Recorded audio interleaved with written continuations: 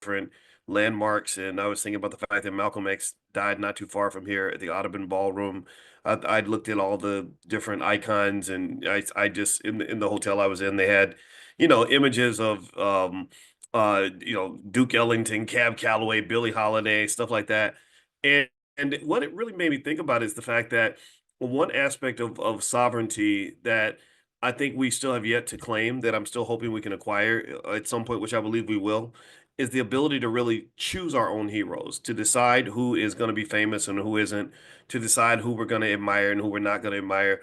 Because what's really interesting to me is that you really would have a hard time finding any sort of iconic black figure in entertainment or any other space that wasn't chosen and promoted by a white-owned corporation, right? If there wasn't some corporation out there that decided, hey, or media outlets or whatever it is that decided, hey, we want everybody to know about this guy or this woman, then that person you wouldn't know about them, right? So if you think about your favorite artist, there's typically a record label behind that person that made them famous, right? If you talk about your favorite movie star, well, it's hard to become famous if you're not in some movie that everybody sees. And who's paying for the movie theaters? Who's paying for the distribution of the film?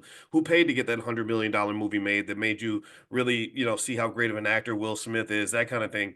And I don't think this is necessarily bad. It doesn't mean that these people are not talented. It just means that unfortunately, what happens is that you when you give sort of these other individuals the power to become the gods of your community and to decide who you're going to look up to, who you're not going to look up to, who are going to be the heroes, who are going to be the villains, who are we going to know about, and who are we never going to know about, who's going to be blackballed.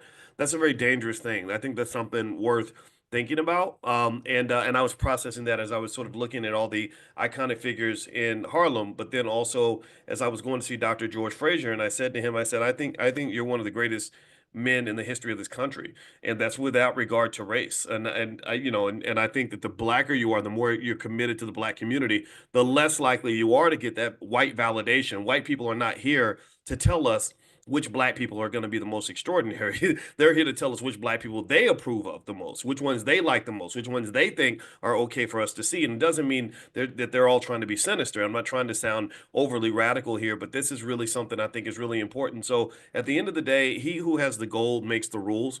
He who pays the bills decides the message. And you always have to ask yourself, who's paying the bills for this? Who's going to shape the message? Who's going to decide who your kids are going to see and who they're not going to see?